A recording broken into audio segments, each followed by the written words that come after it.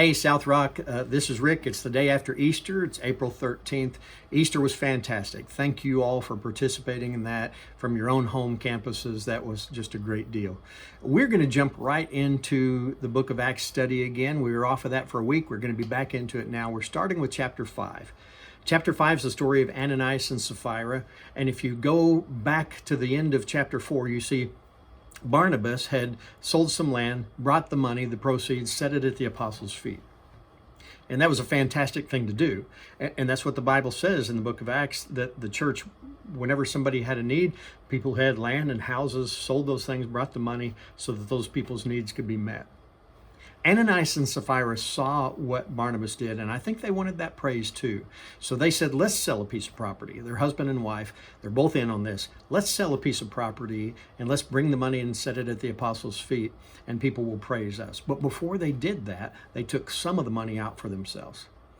Now, we see the difference there between Barnabas and Ananias and Sapphira.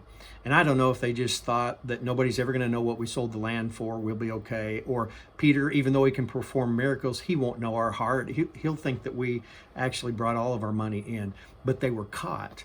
And it says both of them, one at a time. Ananias first was caught in the lie and he died. And then Sapphira came in not knowing what had happened to Ananias, and she was caught in the lie and she died. Something to think about. Satan has deceived us since the Garden of Eden. He's always tempted us and made us think, go ahead and do this. There won't really be a penalty and you won't get caught. And so we hear that every day. So does it make a difference in how committed we are to Christ? Do we say sometimes, well, we can go this far, or we don't really have to do all the things we're called to do? It's all right. We're not going to get caught. And if we do, there's not that big of a punishment. God said he'll forgive us for everything. I want you to think about that today. Honesty, integrity, loyalty are things Christians are really supposed to aspire to. And so let's think about those things today. Read through this section, the first 11 verses. Bring out the truths that you can see in that as well too. Hey, I hope you have a great week.